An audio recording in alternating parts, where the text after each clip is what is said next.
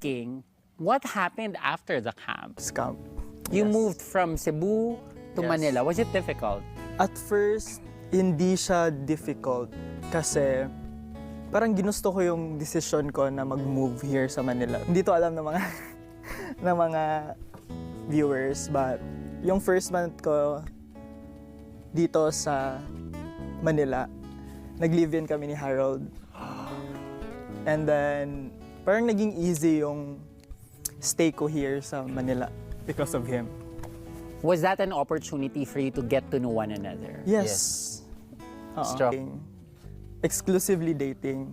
And also, may mga limitations, may mga boundaries kami. Kung ano yung gagawin. At... Pero yung relationship namin, hindi naman happiness lahat. Hindi naman positive siya.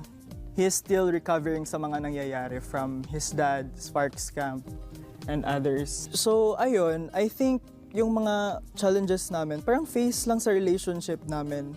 Minsan kailangan din talaga natin ng pagsubok kasi dun mo makikita kung talagang at the end of the day, pipiliin pa rin pa ba namin yung isa't isa. Hanggang ngayon, pinipili pa rin namin yung isa't isa. Pinipili pa rin ang isa't isa. And ako, I'd like to believe that love is fostered at the hardest parts. At sana, sa bawat oras na may hardest part kayong mararanasan, patuloy ninyong piliin ang isa't isa.